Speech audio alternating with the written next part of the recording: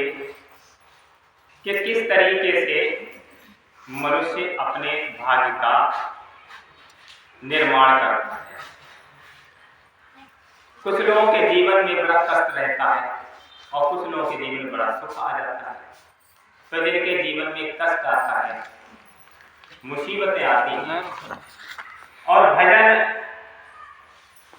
चिंतन भी नहीं होता है, न भक्ति ही होती है, न धन ही होता है और न ही शिक्षा ही होती है, तो वो लोग माता पिता को कहते हैं कि देखो हमारे माता पिता ने हमारे साथ अन्याय किया है।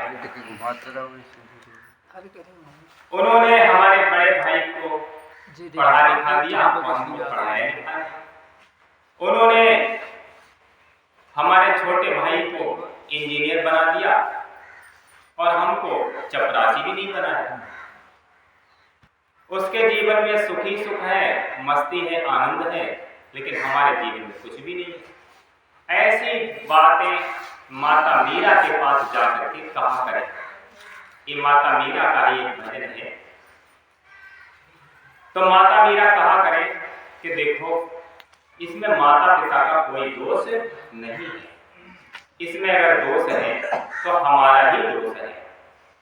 पूर्व जन्म में जैसा हमने अपने इस मन रूपी खेत में जैसे कर्म करके बीज डाले हैं और वैसे ही हमारे सामने फसल तैयार होकर के आती है। अगर हमने बबूल के बीज डाले हैं तो आम तो आने वाला है नहीं, कांटे ही मिलेंगे। यदि हमने आम के बीज डाले हैं तो आम का फल ही मिलेगा। तो जैसे पूर्व जन्म में हमने कर्म किए हैं और उसी तरह से हमारे इस जन्म में सुख सुविधाएं और आनंद, अच्छा जीवन सब कुछ मिल जाता है। तो पहले हम इस भजन को सुनाएंगे पूरा, जिसके बाद फिर उसका अर्थ भी बताएंगे।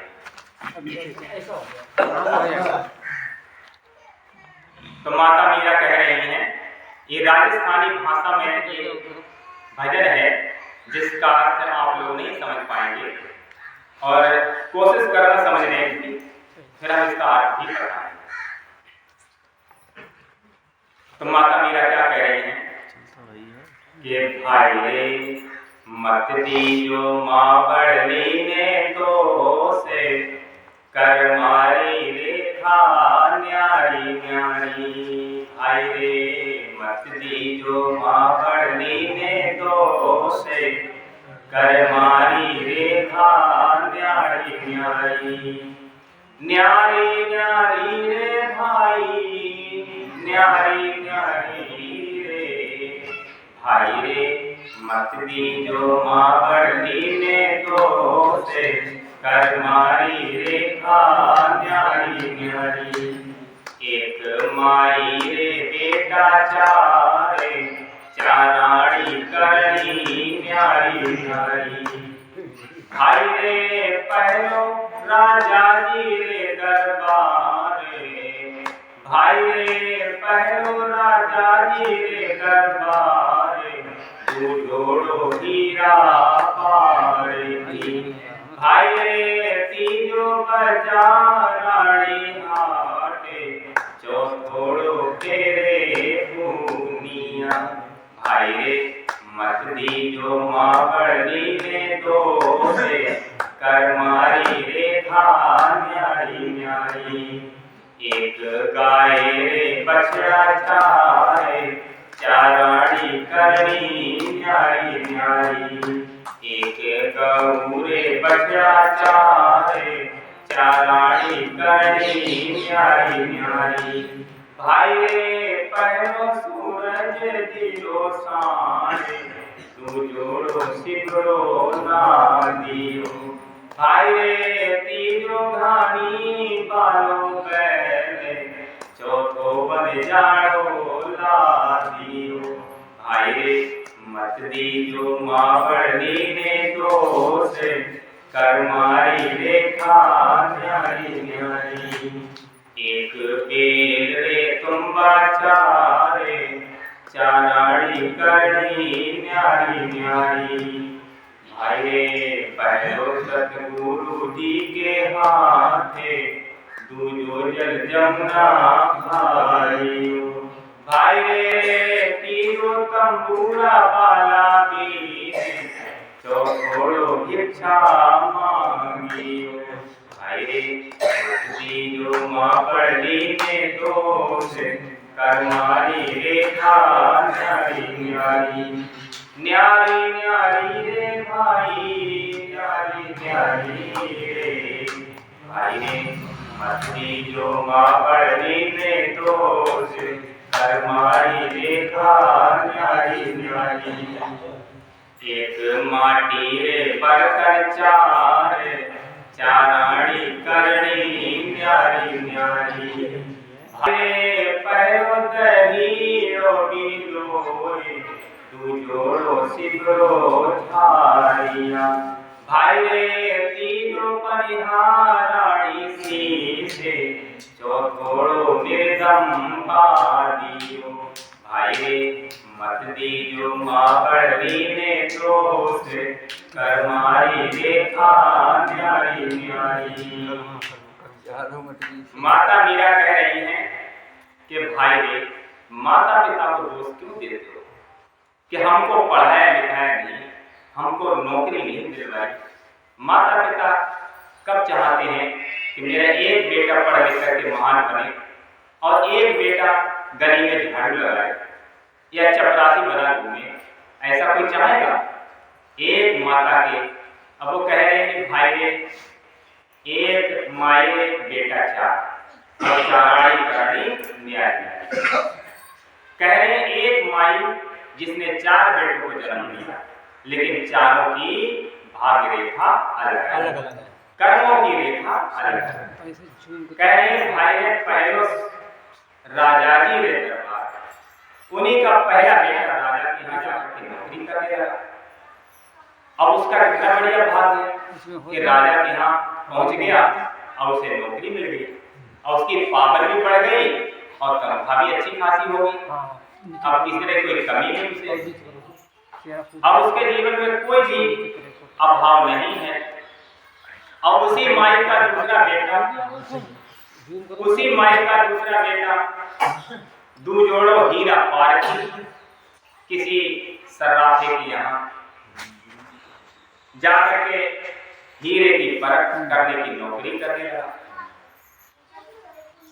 अब जो भी तनख्वाह उसे मिलती हो, लेकिन पहले वाले की अपेक्षा तो उसका भाग्य हल्का ही है। और तीनों बाजाराड़ी हाट, उसी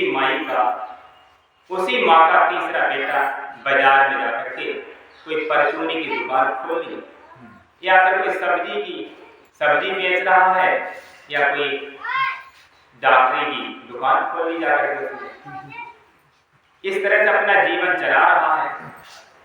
तो इसका भाग्य उससे भी और हल्का है कि बाजार जाकर के अपना फेरी लगा करके या दुकान चला करके अपना जीवन चला रहा है।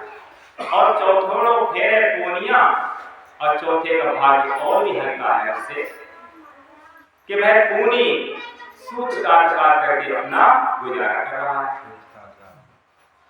पहले चरखे चलते थे और यहाँ पर जो ज्यादा आयु के लोग हैं, माताएं, इधर भाई लोग, उन सब ने देखे होंगे चरखे और घर में रहे भी होंगे कि घर में हथकरघा उद्योग था तो सूत काट करके और उसका कपड़ा बुनते थे, उस कपड़े की बिक्री करके अपना जीवन चलाते थे।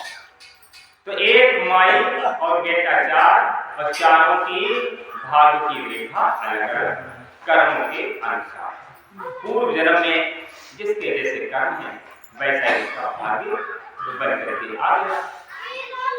जब मनुष्य का जन्म होता है तो उसके हाथों पर सारी भाग्य रेखाएं लिखी होती है। जो इसके जानकार होते हैं सब बता देते हैं कि तुम्हारे जीवन में नौकरी है, तुम्हारे जीवन में यश और कीर्ति है, कि तुम्हारे जीवन में धन है, क्या नहीं है, सब उस पर अंकित होता है तेरी पर। तो पूर्व जन्म में जैसे कर्म करता है और वैसे ही उसका फल इस जन्म में आकर के मिलता है।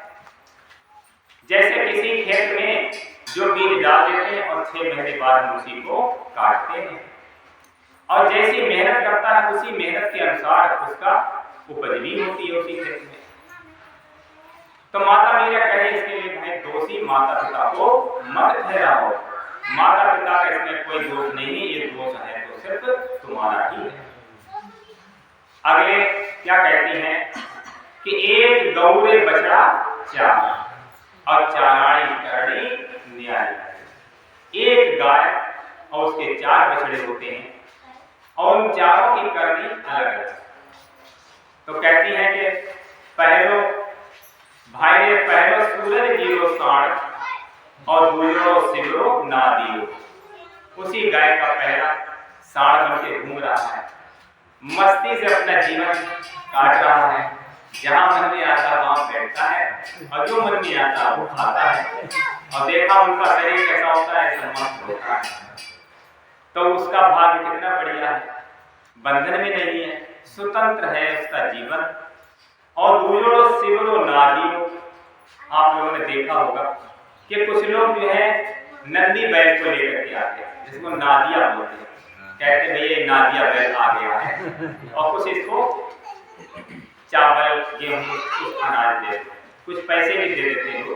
तो उस नंदी बैल को नादिया को गांव गांव में घुमाते हैं गली गली में, और लोग जो है उससे अनाज कमाते हैं। तो देखा जाए तो पहले की अपेक्षा उसका भाग्य हल्का है। भाई वो तो स्वतंत्र और मस्त है, लेकिन वो बंधन में है और ऊपर से बोझा भी हो रहा है। तो पहले वाले की अपेक्षा उसका भाग्य हल्का है। तो ये बताओ गाय का दोष है, दोष है उनके कर्मों का ही। पूर्व जन्म में उसका कुछ ज्यादा अच्छा भाग्य रहा, उनका मस्ती भरा जीवन है, और उनका कुछ हल्का कुछ भाग्य बन के तैयार हुआ, इसलिए थोड़ा बंधन में है। और तीसरा तीजो कोलू वालो बैल और चौथो बनजाड़ो लादियो। तीसरे का भाग देखिए कोलू वालो बैल। आप लोगों ने कोलू देखे होंगे, अब तो इसमें बंद हो गए हैं, लेकिन पुराने जमाने में तेल निकाला जाता था, गन्ने से रस निकाला जाता था, तो कोलू में बैलों को चलाया जाता था और उनसे तेल और रस निकाला जाता था। वो बैल दिन दिन भर चलते थे, रात रात भर चलते थे और आंखें भी बंद कर देते थे और वहीं घूमते घूमते घूमते घूमते मर जाते थे। देखो उनका भाग्य था कि तेली के कोलू बन के घूम रहे हैं, चल रहे हैं, और बाहर मैदान में भी जाने का मौका नहीं मिल रहा है, जिससे कि ताजी हवा खाएं और कुछ बढ़िया हरी हरी घास खाएं। वहीं घूम घूम के मर रहे हैं और ऊपर से लट खा रहे, नहीं चलते हैं, अरे भोंकते हैं, नोकदार होता है लोहा, वो पीछे से भोंके भी जब नहीं चलते हैं तो थक जाते हैं। और चौथो बनजाड़ो लादियो। और चौथा बैल, बंजारे लोग आप लोग जानते होंगे कि बंजारे होते हैं तो गल्ला खरीदेंगे और बैलगाड़ी में बैलों को जोतते हैं और ऊपर से बोझ लाद देंगे बहुत सारा, 30 कुंटल 40 कुंटल। अब नहीं खींच पा रहे हैं तो ऊपर लट पड़ रहा है, इसलिए किसी न किसी तरीके से बेचारे खींचते ही हैं, तो उसका जीवन और भी बहुत कष्टपूर्ण है। अब इसमें गाय का क्या दोष है, अपने अपने कर्म का फल है। देखिए 2 कुकुर आपने देखे होंगे, एक कुकुर हवाई जहाज से चल रहा है और फोम के गद्दे पर लेटता है और रबड़ी और मलाई बिस्किट दूध खाता है, जो मनुष्यों को नसीब नहीं है। कूलर की हवा एसी वाले कमरे में रहते हैं। आप बताइए उस कुकुर को देखो कितना बढ़िया उसका जीवन है। भले कुकुर बन गए लेकिन फिर भी कोई दुख नहीं है, उसके पूर्व जन्म का कुछ अच्छा संस्कार है, अच्छा कर्म है, इस वजह से वो सुख भोग रहा है। लेकिन एक कुकुर गली गली जाता है, घर घर जाता है, पेट भरने के लिए, एक टुकड़ा रोटी के लिए, और क्या खाता है? लठ खाता है, डंडा खाता है। जहां जाता है वहीं डंडा मारते हैं और रोटी की नसीब नहीं होती। तो देखिए उसका कर्म कितना खराब है। उसका कोई कर्म खराब रहा, इसी वजह से उसकी ये दशा है। तो ये याद रखिए कि कर्म अगर अच्छा है, कर्म अगर अच्छा है तो किस्मत तेरी दासी है। कर्म यदि अच्छा है तो किस्मत तेरी दासी है, और नियत यदि अच्छी है तो घर ही में मथुरा और काशी है। घर ही में सब कुछ यही है, सारे तीर्थ यही है। अपने मन को साफ कर लो, हृदय को साफ कर लो, और अपने कर्मों को अच्छा कर लो, फिर सब कुछ अच्छा हो गया, भाग्य भी बढ़िया हो गया, फिर तो जीवन चमकता है। इसलिए मनुष्य का जीवन ये कर्म योनि कही गई है, बाकी सब योनियां भोग योनि है। जैसे जितना पूर्व जन्म में किया है, अब कुकुर सुकुर भेड़ बकरी घोड़ा गधा बन करके केवल भोग भर रहे हैं, कुछ अच्छा कर नहीं सकते। लेकिन मनुष्य की योनि कर्म योनि है, इसमें अच्छा करके मनुष्य ऊंचे पद को प्राप्त कर लेता है, ऊंची योनि को प्राप्त कर लेता है, स्वर्ग का सुख भोग लेता है, और जन्म मरण से छूट करके परमात्मा के धाम भी पहुंच जाता है। इसलिए मनुष्य का शरीर मिला है तो बड़े सोच समझ के, बड़े सूझबूझ के साथ, विवेक से और सचेता अवस्था में रहकर के अपने जीवन को बिताना चाहिए, जीना चाहिए। अज्ञानता में जीवन नहीं बिताना चाहिए। लेकिन देखिए कुछ लोग कितना अज्ञानता में जीवन बिताते हैं कि करना चाहिए हमको भगवान की भजन भक्ति धर्म कर्म और परिश्रम करना चाहिए, संतों की सेवा करना चाहिए, सत्संग सुनना चाहिए, यज्ञ करना चाहिए, और धार्मिक जो पुस्तकें हैं इनका अध्ययन करना चाहिए, सत्य बोलना चाहिए। बल्कि ये नहीं करेंगे और क्या करते हैं? दारू पिएंगे, मांस खाएंगे, झगड़ा करेंगे, ना शांति से रहेंगे और ना रहने देंगे। उनका ये सिद्धांत है। झूठ बोलेंगे, छल कपट करेंगे, मारकाट करेंगे, ऐसे कर्म करते हैं। तो आप ही बताइए उनका का जीवन अच्छा हो सकता है क्या? नहीं हो सकता। अब मान लो ये दो आत्माएं जिसने अच्छे कर्म किए और एक ने बुरे कर्म किए, दोनों जाकर के किसी एक जगह पे जाके पैदा हुए, तो वो अपना पूर्व जन्म कर लेके आए हैं, उसी के अनुसार वो भोगेंगे। अगले कहते हैं, माता मीरा अगले पद में कह रही हैं कि एक बेलरे तुम्बा चार और चाराणी करणी न्याय है। एक बेल, उस पर तुम्बा चार फल। तुम्बा आप लोग जानते हैं, तुम्बा होते हैं लौकी को ही तुम्बा कहते हैं। एक लौकी होती है पतली पतली लंबी, एक होती है गोल कितनी ऐसी होती है। तो एक बेलरे तुम्बा चार और चाराणी करणी न्याय है। कह रहे भाई पहले सतगुरु जी के हाथ है, अब तो कमंडलीय स्टील के और कांसे के, फूल के, तांबे के, किस किस के चल रहे हैं। लेकिन पहले जो कमंडल थे आपको पता होगा, संतों के हाथ में वही तुम्बा का कमंडल बना, इधर से काटा इधर से काटा और ऊपर से जगह बना ली, उसी को उसका हैंडल बना लिया और ले गया। तो कह रहे माता मीरा कह रही कि भाई पहले सतगुरु जी के हाथ। अब उसका कितना बढ़िया भाग है कि बताओ कोई ब्रह्म स्वरूप कोई सतगुरु महापुरुष के हाथ में आ गया हो, वो फल वो तुम्बा, और दूजो जल जमुना भारियो, दूसरे में गंगा जल लाके भर के रख दिया, तो उसका भी भाग थोड़ा ठीक है, पानी भर के रख दिया कोने पर। और तीजो तंबूरा वाला बीन, और तीसरे का भाग देखिए उसका तंबूरा बना लिया या बीन बना लिया। सर्प जो लोग पालते हैं तो बीन बजाते हैं, अब उसी का देखिए बीन बजाने के काम में दे दिया। और चौथोड़ भिक्षा मांगियो, और उसी बेल का चौथा फल भिक्षा मांग, घर घर जा रहा है, भाई दे दो कुछ भिक्षा, कोई दे देता कोई नहीं देता, उसका भाग्य कितना खराब। तो एक बेल उससे 4 फल पैदा हुए और चारों की गति अलग है। जैसे किसी पेड़ पर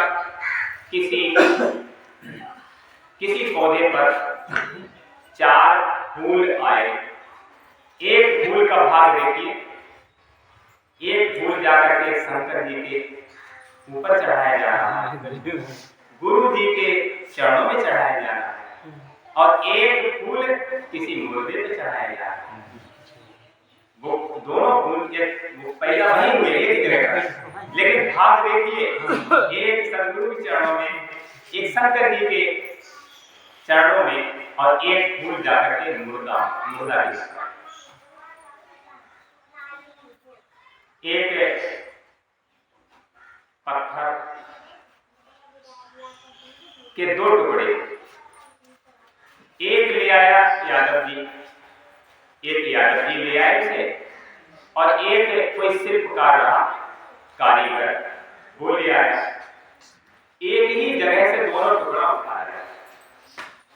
एक ने क्या काम किया, यादव जी ने क्या काम किया, उसी लंबे से पत्थर के टुकड़े को जमीन में गाड़ दिया और उससे भैंस बांध दी।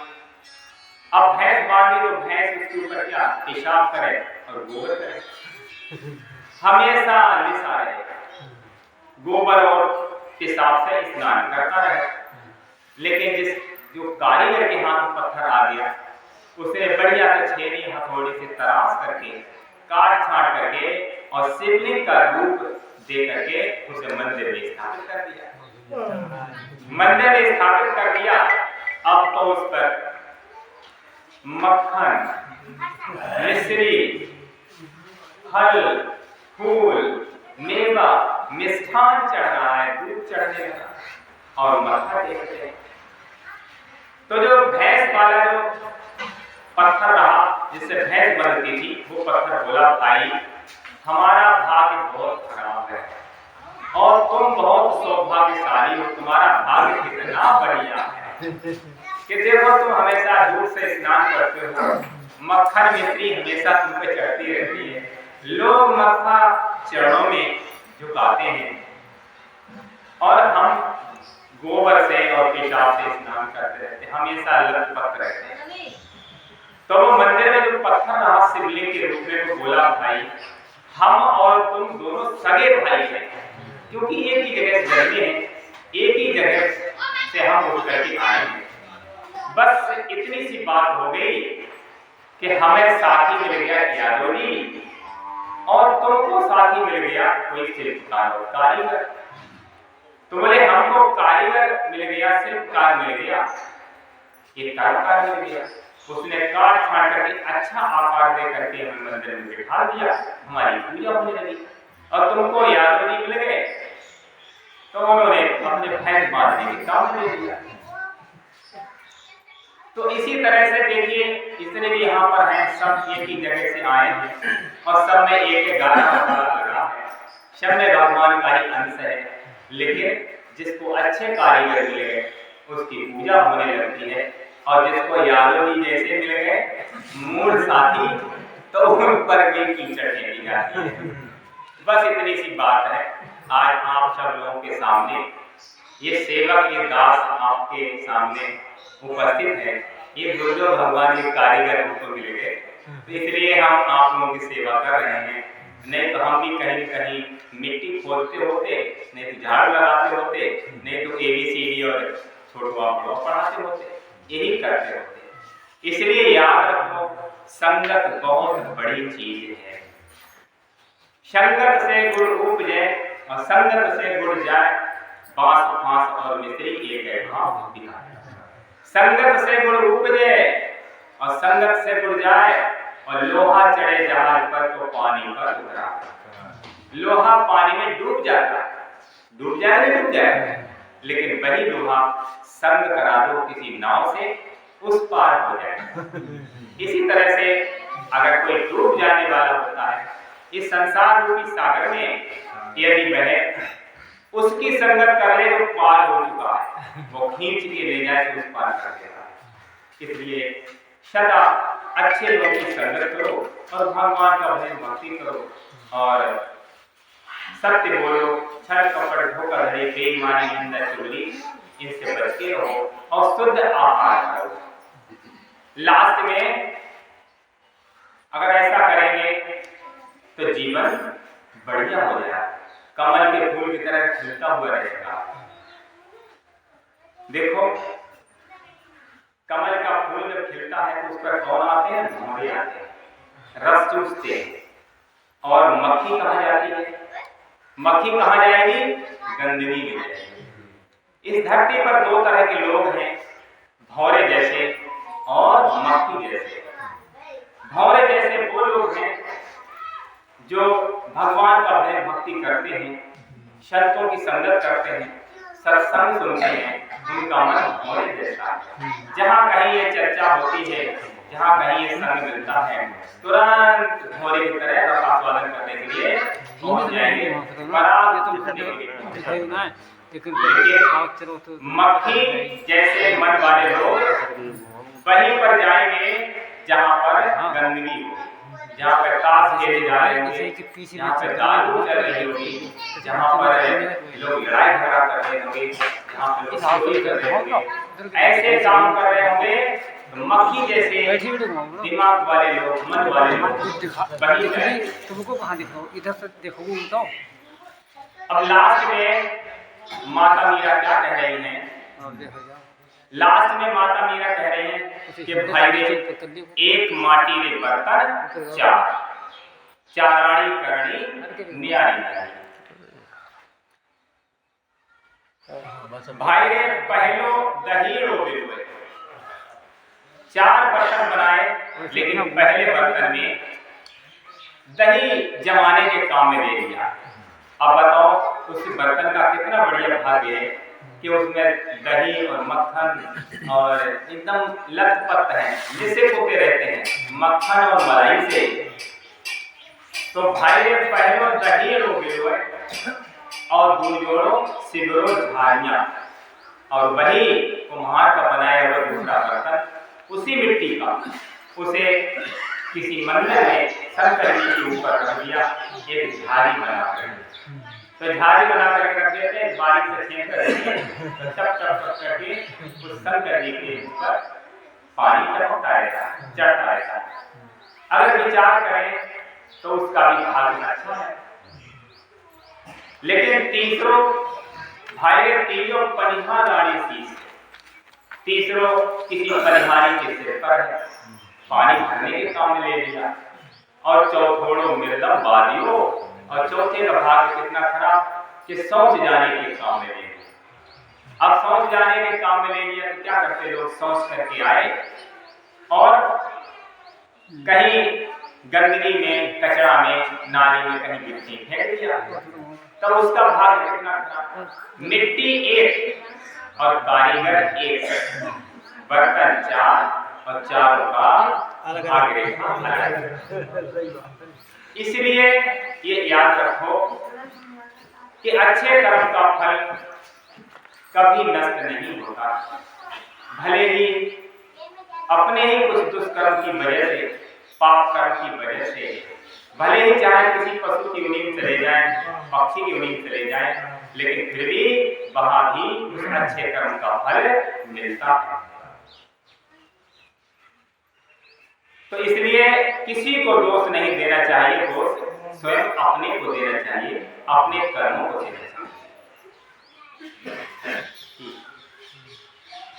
बंद कर।